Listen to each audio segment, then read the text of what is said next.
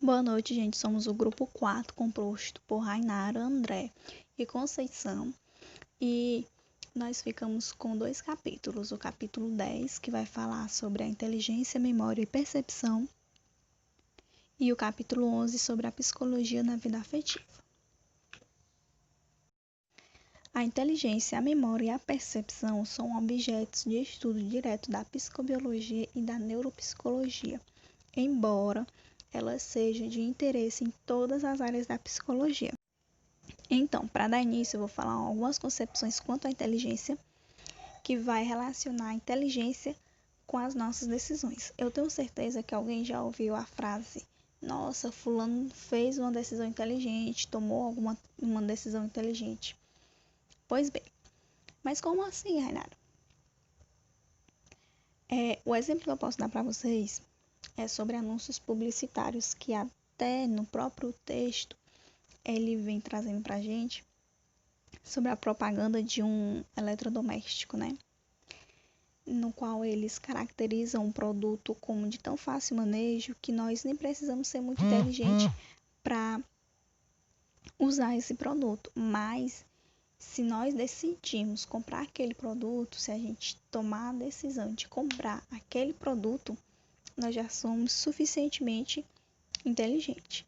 E a preocupação com a inteligência, ela ultrapassa o interesse que os especialistas têm sobre o assunto, né?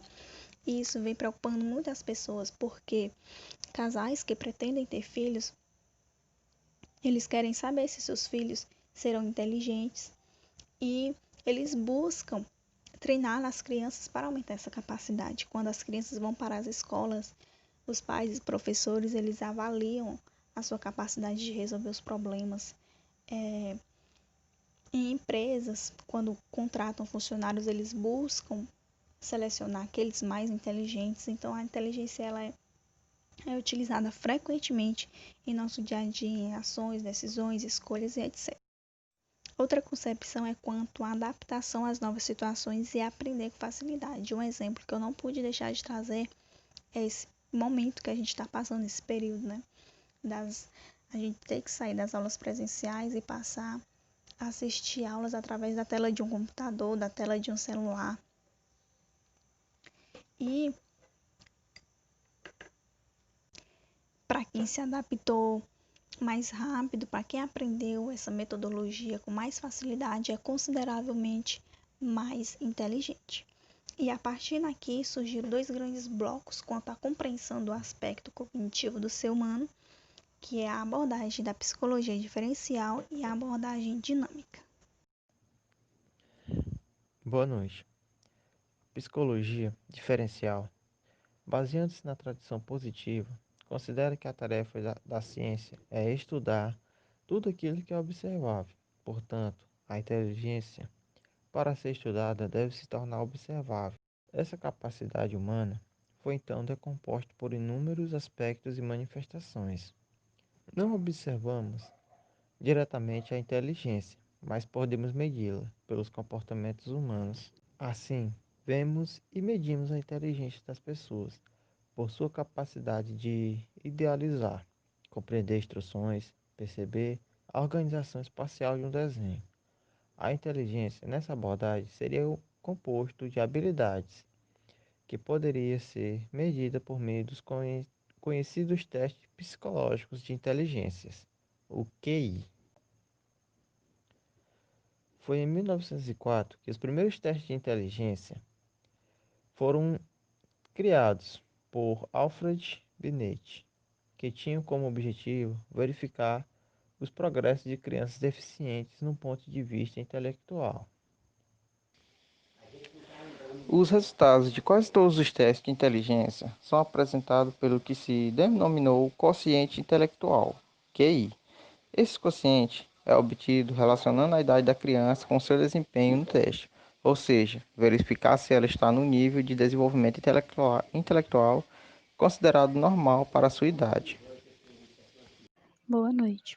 Eu vou falar um pouco sobre abordagem dinâmica, memória, inteligência e percepção, reações orgânicas, a importância das reações orgânicas e também sobre a função adaptativa das reações. E nessa abordagem, o termo inteligência é questionado porque supõe uma resistência distinta do organismo na sua totalidade.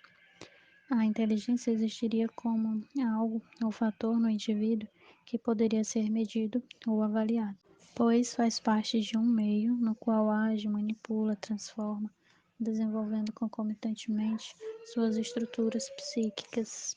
E é nessa abordagem que a inteligência passa a ser adjetivo que qualifica onde os dados obtidos em testes medem a eficiência intelectual.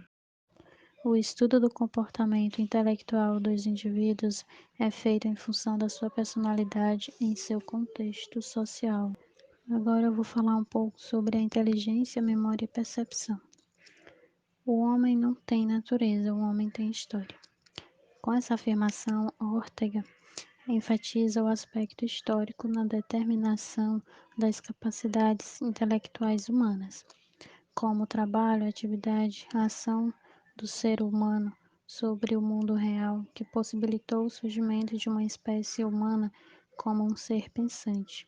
E foi também essa ação sobre o mundo que possibilitou o gênese do pensamento de cada um de nós. E ao transformar-se como um ser pensante, o homem modificou o seu modo de agir no mundo, o que nos diferencia dos primatas, que é que os humanos conseguiram escapar do pensamento compartimentado. Ao transformar-se em ser pensante, o homem modificou sua forma de agir no mundo e sua ação passou a ser consciente, né? Seu trabalho proposital e não mais instintivo como nos animais. E quanto à percepção, segundo Leontiev, os animais têm reflexo psíquico da realidade, enquanto que nós humanos temos reflexo consciente de realidade. E a memória é um processo vital para o processamento do material percebido. Segundo o Ivan, que publicou um artigo, A Arte de Esquecer, onde retrata que esquecer faz parte da memorização. Há 4 tipos de memória: memória sensorial, memória de curta duração, memória de trabalho e memória de longa duração. A memória sensorial é aquela que nos permite continuar vendo algo por alguns segundos, mesmo depois de fecharmos os olhos, como por exemplo uma imagem, um objeto, alguma coisa qualquer. E a memória de curta duração, ela nos permite manter na memória uma pequena quantidade de informações recém-adquiridas, como por exemplo o número de telefones, que no momentinho ali a gente ainda consegue decorar, mas se passar algum tempinho a gente já esquece o número completo, né? E a memória de trabalho, ela é aquela que decide o que deve ser guardado e o que não deve. Ela também é chamada de memória operacional, ou seja, ela é como se fosse uma memória de computador. Ela vai restringir o que deve ser guardado e o que não deve. A memória de longa duração, ela se divide em duas, em explícitas e implícitas. As explícitas estão relacionadas à nossa história de vida e aos eventos relacionados à nossa vida, nosso histórico de vida. E as implícitas estão no nosso inconsciente, como procedimentos, habilidades e etc.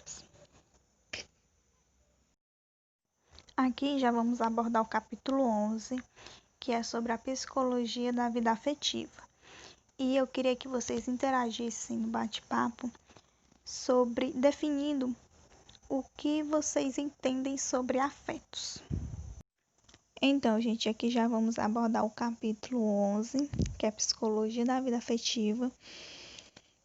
E são justamente os afetos que dão um colorido legal à nossa conduta de vida. Eles se expressam em desejos, sonhos, gestos, fantasias e etc. E por que os psicólogos precisam falar da vida afetiva? Porque o afeto, ele é parte integrante da nossa subjetividade. O psicólogo, ele não pode deixar de lado a vida afetiva e estudar apenas a vida cognitiva e racional do ser humano. Se ele agisse assim, estudando apenas a vida cognitiva, era como se considerar o ser humano como um ser fragmentado, deixando de analisar aspectos importantes. E nas reações orgânicas, as emoções são expressões afetivas acompanhadas de reações intensas e breves do organismo em resposta a um acontecimento inesperado ou muito aguardado, sendo possível observar uma relação entre afeto e organização corporal, como distúrbios gastrointestinais e cardiorrespiratórios, sudorese e tremor. Um exemplo bem comum é a alteração do batimento cardíaco. Outras reações orgânicas acompanham as emoções e revelam vivências ou estado emocional, como tremor, riso, choro, lágrimas, expressões faciais. As reações orgânicas são descargas emocional. É quando a gente já não consegue mais segurar aquilo pra gente. Aí a gente se emociona, chora, ri, enfim. E a importância dessas reações orgânicas para nossa saúde é que nosso organismo responde de diversas maneiras a uma situação, mas a cultura escolhe como algumas formas como mais adequada a determinadas situações. E passamos a distinguir o choro de alegria do choro de tristeza, o riso da alegria do riso de nervoso. As emoções são muitas, entre elas surpresa, raiva, nojo, medo, vergonha, tristeza, desespero, alegria, paixão, atração. E a função adaptativa das emoções são afetos que nos ajudam a avaliar as situações, servindo como critério de valorização, seja positivo ou negativo. Participam da percepção que temos de situações vividas e do planejamento de nossas reações ao meio. Essas emoções também estão ligadas à consciência, o que nos permite dizer ao outro o que sentimos através da linguagem.